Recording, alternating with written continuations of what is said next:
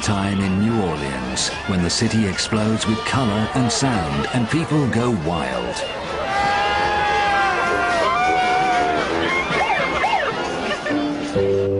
But for one person, New Orleans holds a different kind of magic.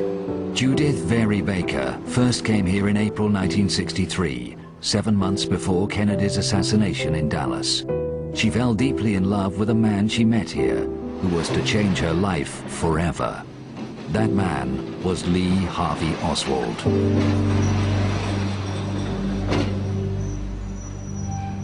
Lee Oswald was an innocent man who gave his life for his country, who was a loyal Marine to the very end, and he deserves better in history than the vile portrait of him that's been painted.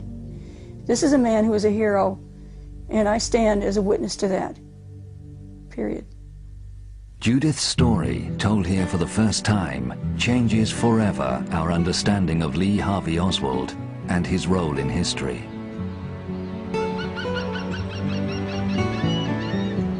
That story begins in Bradenton, Florida, where as a young schoolgirl, Judith excelled in science, as her sister Linda explains. By the time she was in high school, she was extremely dedicated to her work. And when I say to her work, it was her scientific studies, her projects that she worked on. And she always had this interest in cancer research. She wanted to be the person who could cure cancer, and she was determined to do that. Her exceptional abilities were soon drawing local and then national attention. When I was in high school, I noticed that I was focusing on things that were of interest to the military. My work with cancer, my work with, getting metal out of seawater and all that, excited a great deal of interest. I gave lung cancer to mice faster than it had ever been done before with all their big labs and everything else. They were astonished. And they even went to my school and checked everything out, and of course I had all the proof. All the doors opened from there. I found myself invited as soon as I could graduate. I was sent to Buffalo, New York, to the oldest and most prestigious, at that time, cancer research center in the United States, Roswell Park Memorial Institute for Cancer Research, under the auspices of Dr. Deal and Dr. Ochsner. Dr. Alton Ochsner, one of the world's leading cancer specialists, was fiercely anti-communist. He was to play a crucial role in Judith's life. Without realizing it, she was being subtly drawn into clandestine research work. This became apparent in 1962, when she became a full-time student at the University of Florida in Gainesville. I was getting specialized in deadly cancers. It was made clear to me by the time I entered the University of Florida, they didn't want people knowing that we were working on projects that might have to do with eventually competing with Russia on the matter of using cancer as a bioweapon. She was very gullible. She didn't have people experience. She was always in a laboratory working. So yeah, she was very capable of being taken advantage of without ever knowing it until it was too late. In the spring of 1963, Judith was invited to join Dr. Ochsner in New Orleans on a temporary assignment. It was an exciting offer for the young scientist. The Ochsner Clinic and its founder were world-renowned. Dr. Alton Ochsner, who was famous as the first physician to link smoking and cancer, and who had many military and government connections, he said he needed me there, and that he wanted me to work in the bone cancer lab with Dr. Mary Sherman. Dr. Mary Sherman was working on some cutting-edge research, and the blood sedimentation work I was doing they thought would be valuable. On top of that, he'd been telling me what to do for a couple of years now and was interested in everything I was doing. This man was virulently anti-Castro, and he knew about my anti-Castro feelings. Judith arrived in New Orleans on April 20th, 1963, 2 weeks before she was to meet Ochsner. She was a naive 19-year-old, alone for the first time in a big city. She was to be joined 10 days later by her fiancé, Robert Baker. While she awaited his arrival, Judith took a room at the YWCA, close to the downtown area. The following week, she went to the main post office to pick up a letter from her husband-to-be. As I asked for the letter from Robert Baker and obtained it, when I reached for it, I dropped the newspaper, and this very clean-cut young gentleman standing behind me picked it up and handed it back. I looked at him, and he smiled, and he's young like I am, and he was so clean cut and so polite that when he asked me if he could walk me home, I said yes. That was how I met Lee Harvey Oswald for the first time. I have to call it instant chemistry. I never felt such an attraction for anyone, either then or ever in my life since. It was love at first sight, and I know he felt the same way about me too. New Orleans was Oswald's hometown, and overnight he became Judith's guide and protector. The first person he introduced her to was a man he called Dr. David Ferry, a close friend. They met in a local restaurant. He was wearing an airline captain pilot's hat, and he had his pilot's jacket on and a ring, and here I'd been told he was Dr. David Ferry, but now I also realized he was Captain David Ferry, had been with Eastern Airlines. This is a man who probably could talk to you on any subject at length. He could discourse on anything, and he could speak knowledgeably to me about cancer research even. He was actually, he said, working on a project. He would like me to see it. He knew who Ochsner was. He not only knew Dr. Mary Sherman, she was his friend. So all of these things were of great interest to me. I wanted very much to know more about this strange man, Dr. David Ferry, who was also the captain. Later that day, Oswald took Judith to David Ferry's apartment in this suburb of New Orleans. Unwittingly, she was being drawn into a deadly game. David Ferry's apartment was the upper half of a white Spanish-style building, and we entered from the back. People who knew David Ferry would not enter from the front. So as we sat down, we were sitting down on an antique piece of furniture from his mother. He has nice chintz curtains, but the rest of it looks like 6 or 7 garage sales all slammed together. He had a book on nursing and surgical procedures, how to do operations. He had the DIFCO manual, and nobody has the DIFCO manual unless they're doing cancer research or other kinds of tissue culture and so on. We were there not only most of the day, but all night long that night. And I took reams of notes on what he was saying. To Judith's amazement, Ferry began to talk about a secret government medical project against Castro, involving himself and Mary Sherman, overseen by Alton Ochsner. I knew that Dr. Ochsner had been working on a variety of different projects, and that because of his association with anti-Castro people such as David Ferry, this seemed very possible to me that Dr. Ochsner and Dr. Sherman might be involved with David Ferry. And of course he spoke knowledgeably of both people. However, following a raucous party at Ferry's apartment, Judith began to have reservations about her exotic new friends and their wild claims. I was already falling in love with Lee Oswald, but I didn't know him that well. So I was concerned, and I asked Lee to show me. I need to find out, really, is the government really involved in this? I might be being lied to. I hadn't even met Dr. Ochsner yet and wasn't supposed to for another few days.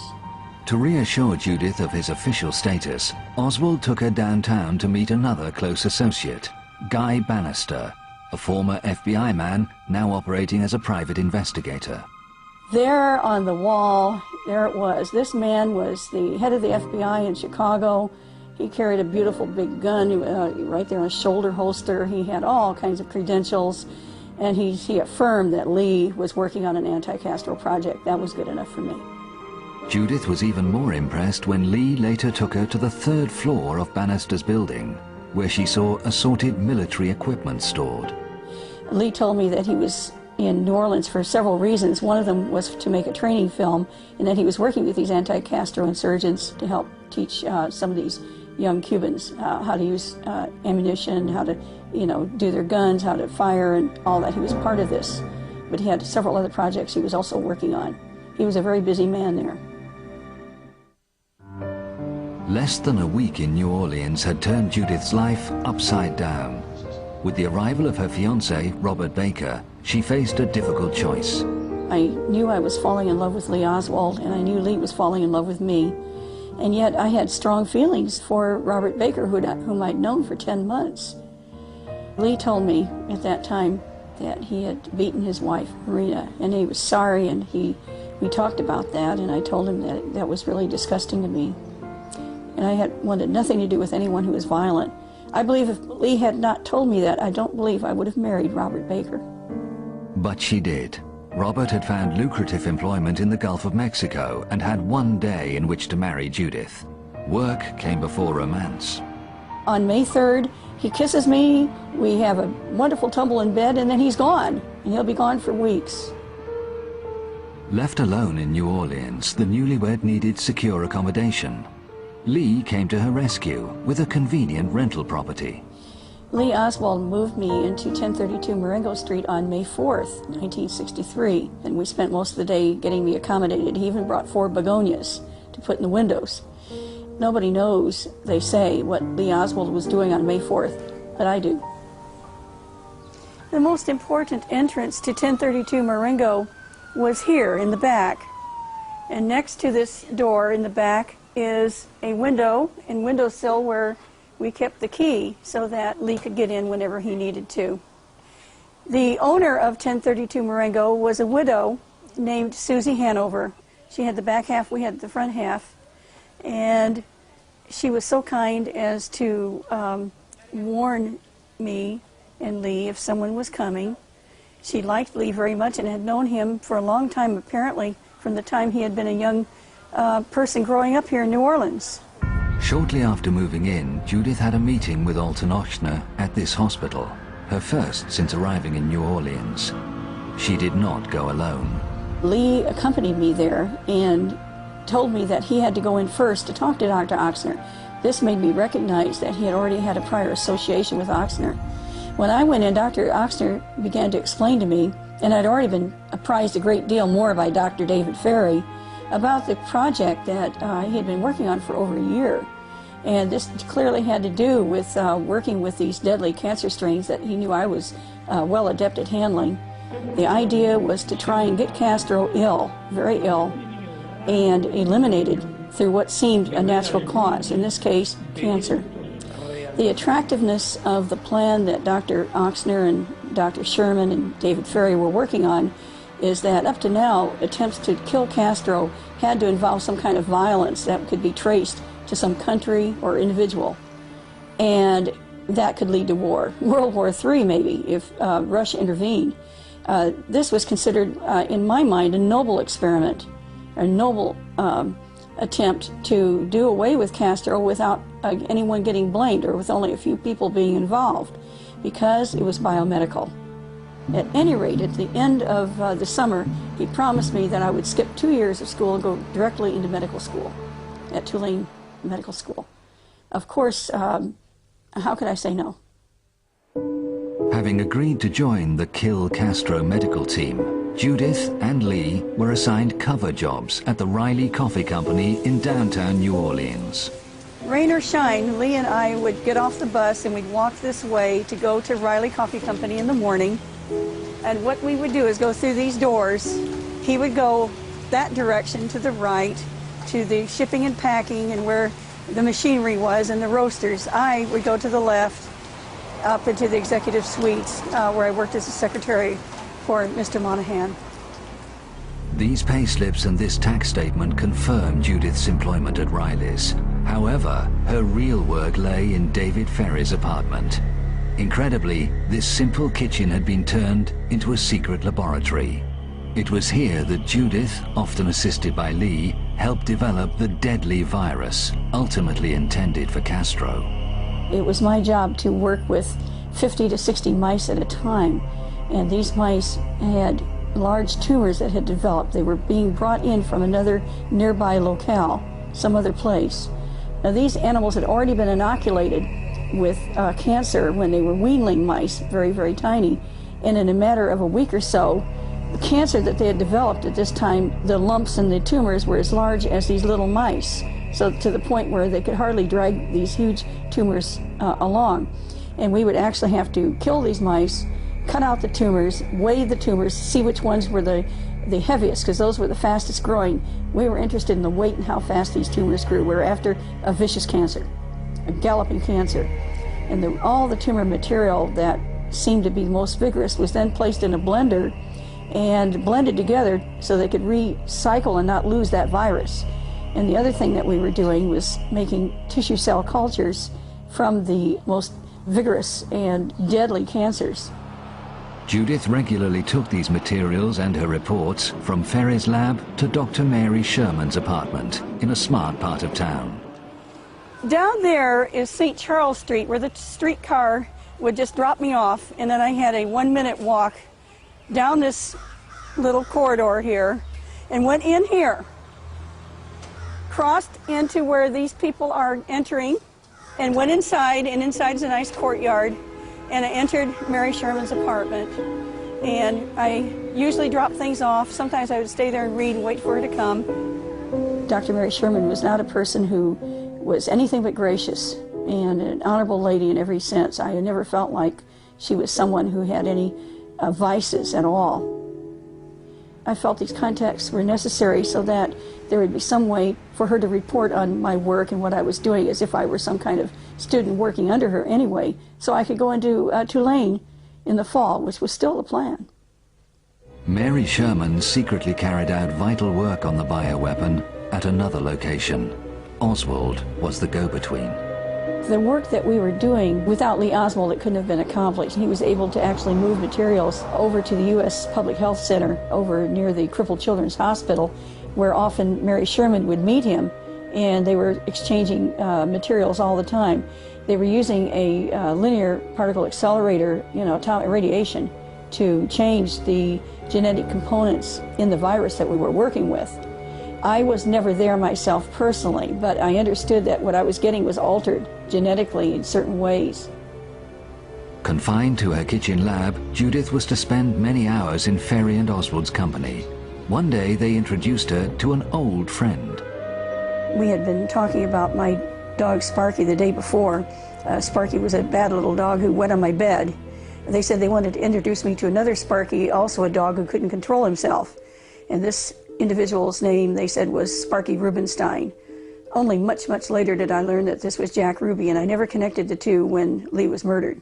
He was very interested in what we were doing there in the lab, and David Ferry openly showed him what was going on, which surprised me.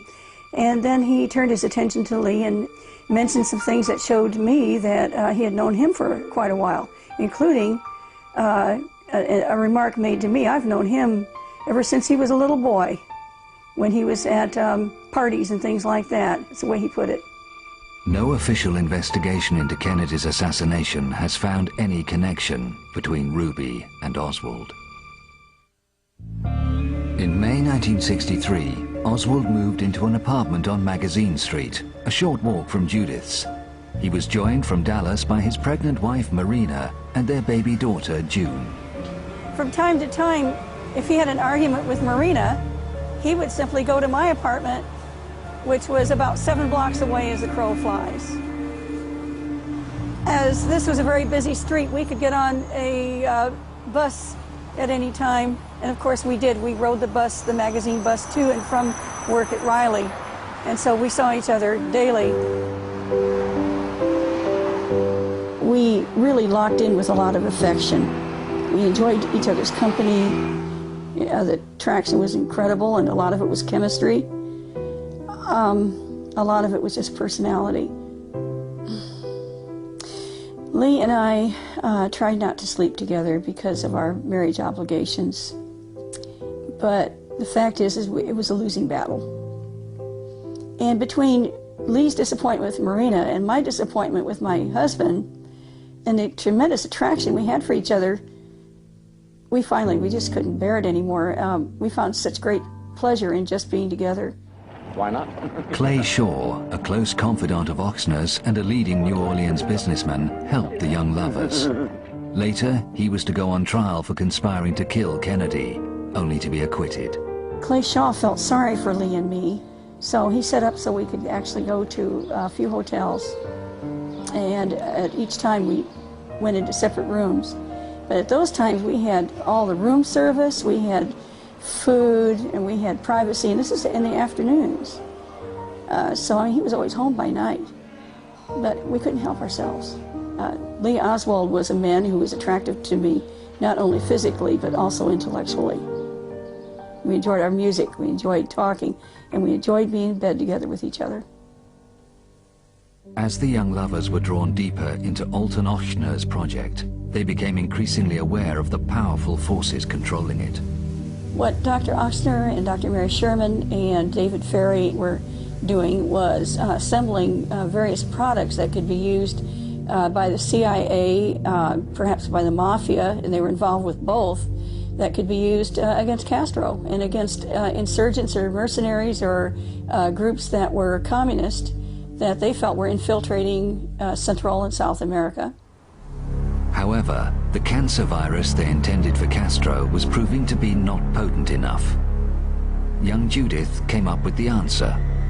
I convinced Dr. Ochsner and others that the real thing we need to do is pull down Castro's immune system by using several ploys, and then when the cancer is introduced into his body, it would be found in his blood system. They'd put him in front of the X-ray again and again and again. He'd be injected again and again.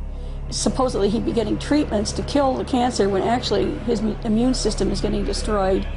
That could be done. In other words, Castro could be eliminated by using the X-ray, and they'll think that it's the side effects from lung cancer. And that was my idea. Judith and Lee felt intense pressure to succeed. They were horrified to learn that some of the sponsors of the Kill Castro program were also interested in getting rid of Kennedy because of his perceived failure to deal with the communist threat so close to America's shores.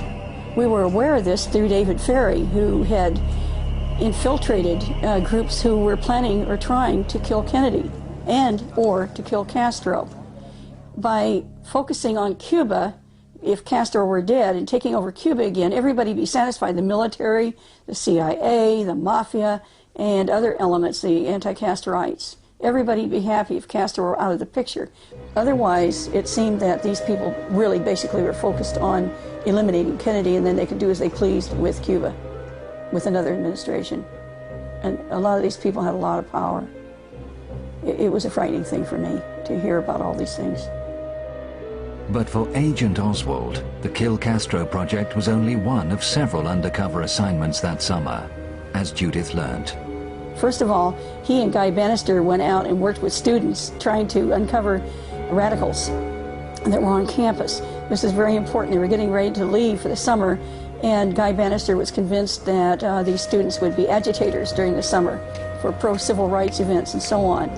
On the other hand, as soon as these students left, which was at the end of May when school got out, Lee was then free, of course, to try and kind of polish up his pro-Castro end of things, because he was supposed to be a pro-Castro person eventually, to be groomed enough and to be able to enter Cuba if they ever wanted him to go to Cuba. This alleyway behind Riley's had often provided Oswald with the means of slipping away unobserved to pursue these intelligence assignments. But by mid-July, those days were drawing to an end. They needed an excuse to fire Lee because he'd actually fulfilled all the anti-Castro things he'd done with Guy Bannister and so on, and he was moving into a new phase, and that was to promote his pro-Castro image. That was going to be on television. Well, I would very definitely say that I am a Marxist, that is correct, but that does not mean, however, that I'm a communist. Pamphleteering, all kinds of things to make him look like a pro-Castro maniac, practically. And here he's working at Riley. This is a right-wing company. I mean, it would be a disaster. So, of course, they did not want Lee Oswald on the premises anymore. Lee was fired on a pretext, and Judith soon followed because of her associations with him. But her hard work at the lab had paid off. The cancer virus required just one final test before it's dispatched to Cuba. It was made clear to me, and I felt very badly about it, that human volunteers, so-called, would have to be relied upon to test the materials. When this was made, when I realized that this was happening, I had some ethical objections. The plan was to bring prisoners to this Louisiana mental hospital from the Angola penitentiary 30 miles away. Here they would be injected with the cancer virus created to kill Castro, to prove its effectiveness.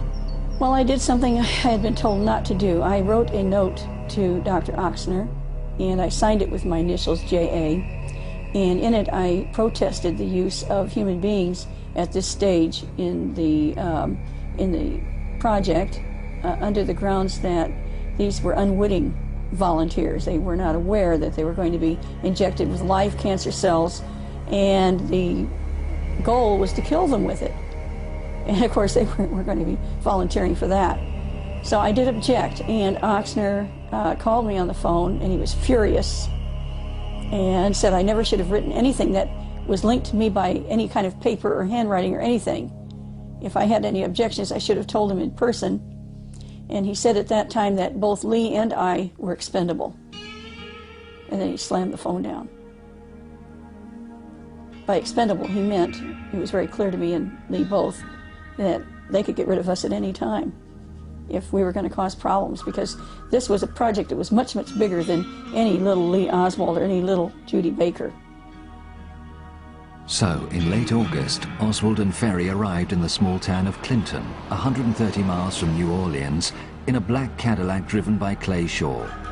Here they met a hospital orderly and awaited phone instructions on where to join the prison convoy, en route from Angola, bringing the volunteers to the nearby mental hospital at Jackson. It was necessary for David Ferry to make the initial injections. There's a doctor up there who would be taking it on, but he had to be shown how to handle the materials. That was the first thing, and David knew how to do injections. Secondly, Lee had to come along because he had learned all these special techniques to handle the materials. He'd learned them in the lab working with me. And so, if the experiment was successful, he was selected as the ideal person to take these materials down to Mexico City, where they would be handed over to a contact, a medical student or a medical technician.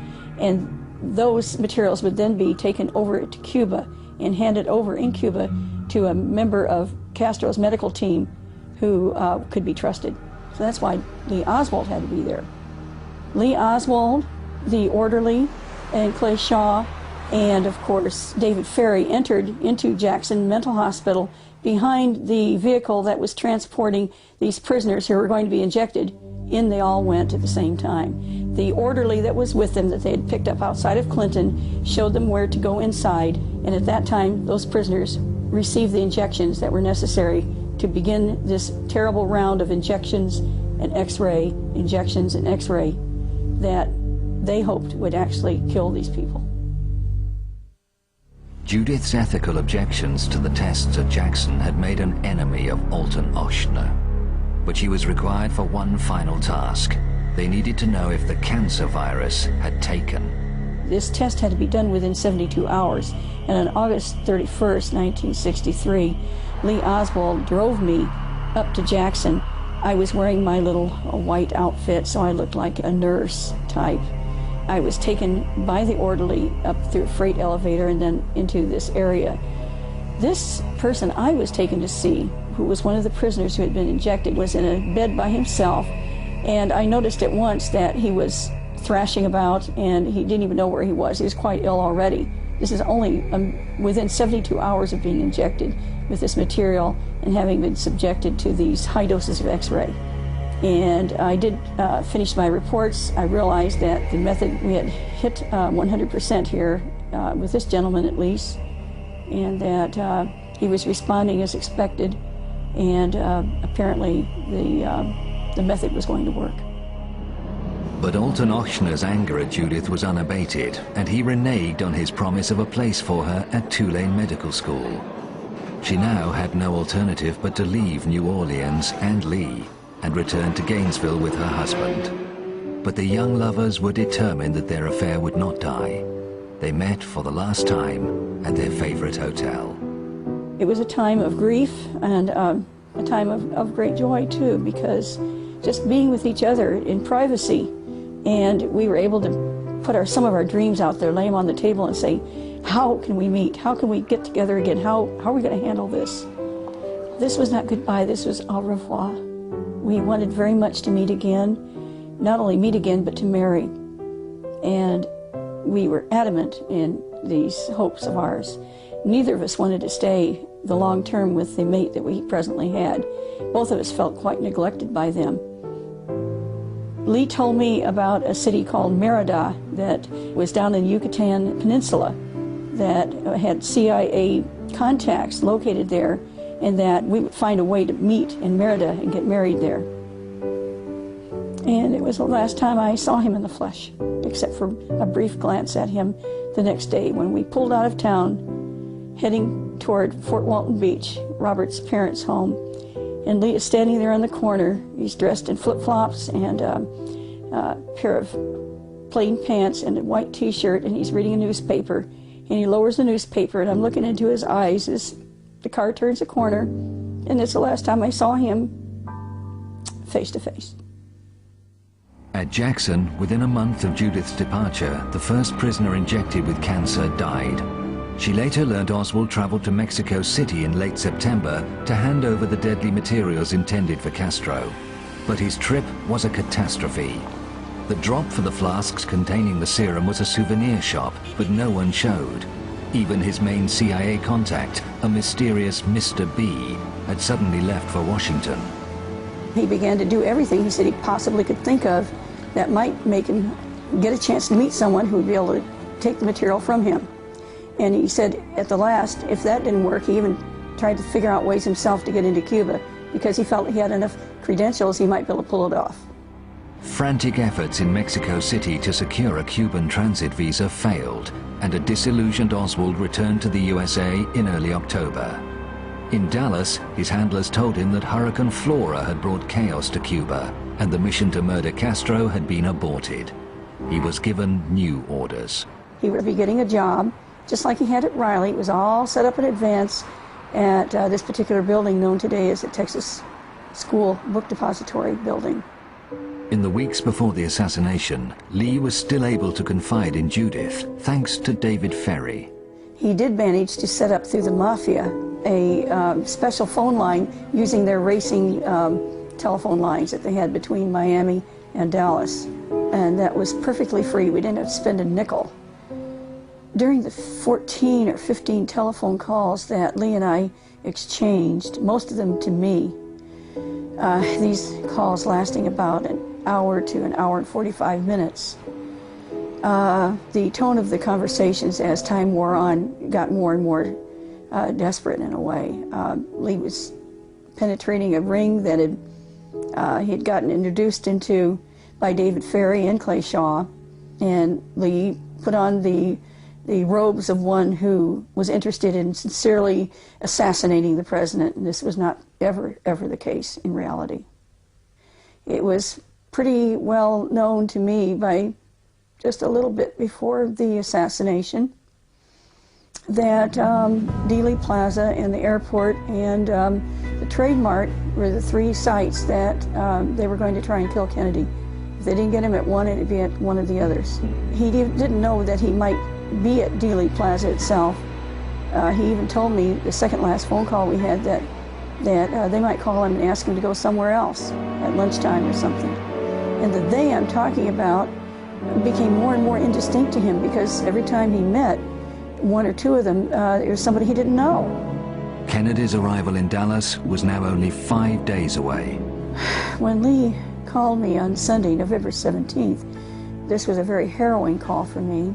I'm talking to a man who says, don't feel sorry for me. You've got to understand that this is fulfilling a dream. I might be able to save the president.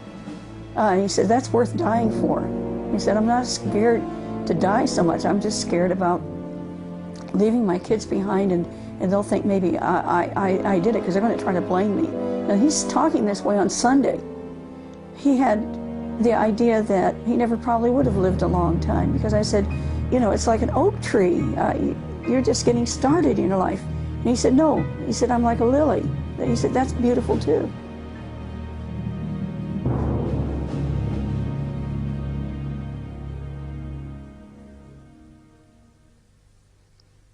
Okay. Anyway, he said, just please don't feel sorry for me. I might have a chance to save the president. And that was so important to him in every way.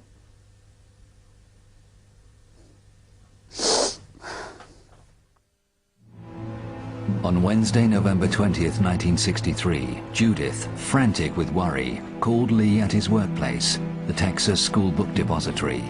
He returned her call that evening from a payphone less than 38 hours before Kennedy's assassination. Our last conversation that lasted over an hour and a half, Lee was trying to assure me that he was not alone and that there was at least one other person, perhaps two, that were involved with him in this matter, who were trying to save the president.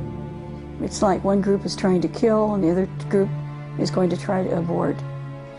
But he made clear to me there wasn't any way that he could actually remove himself from the situation into which he had penetrated.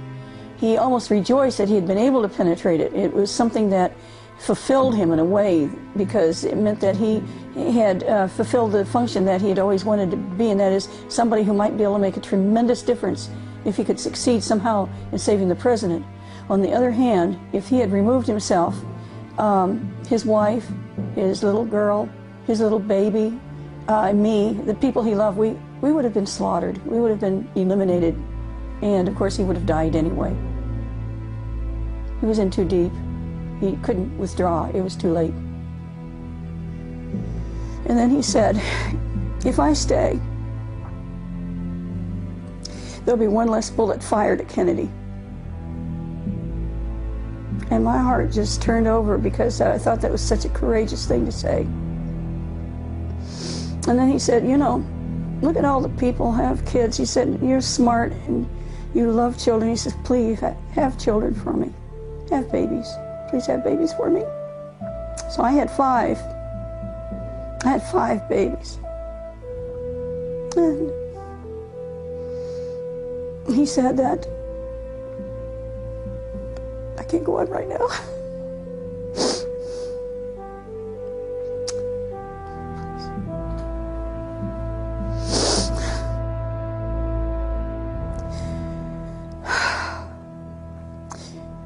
In the final minutes of our call, he gave me some of the concerns he had. The most he had been able to find out that there was a connection between the assassination and persons whose names were Billy Celestes and Bobby Baker. Not that they were directly involved, but because of them.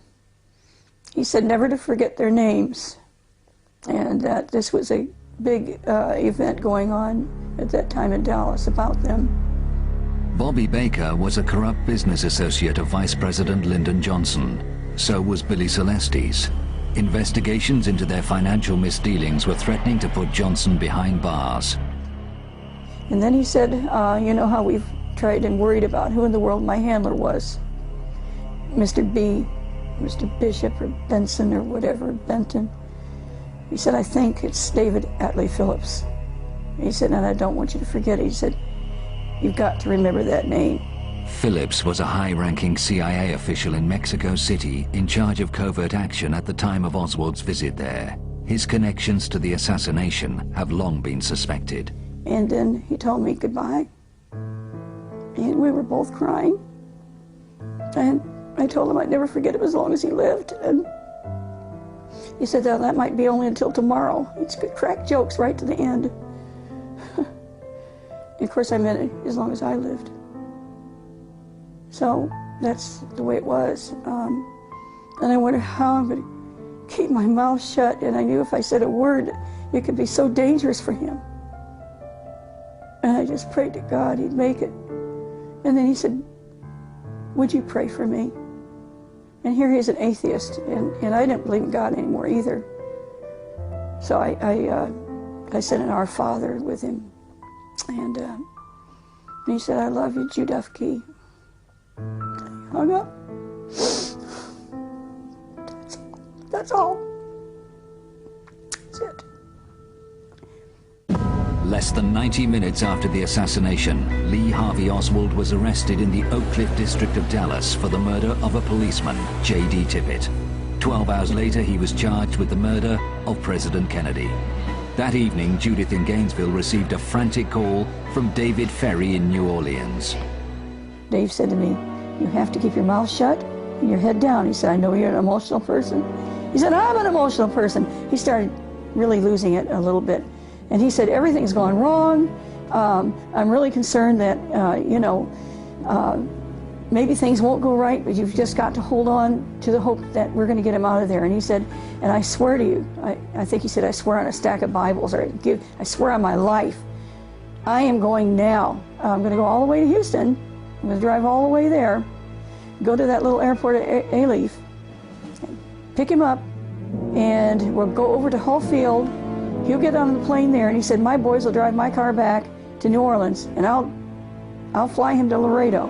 Even he said, even if Lee didn't make it to Alief, even so, he'd be able to find out what was really going to happen to Lee, because he had so many contacts. And just trust him and hang on and keep my mouth shut. And then he slammed the phone down. On the morning of Sunday, November 24th, Oswald was to be moved from the Dallas City Jail, where he had been kept since his arrest, to the greater security of the county jail. The event was televised across the nation. In Florida, Judith was watching.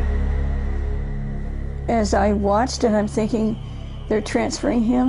I knew he hadn't made it to the airport. He's been accused of killing the president. And I'd seen over and over again some of the press conferences and things, and I saw how much weight Lee had lost, and how thin he'd gotten.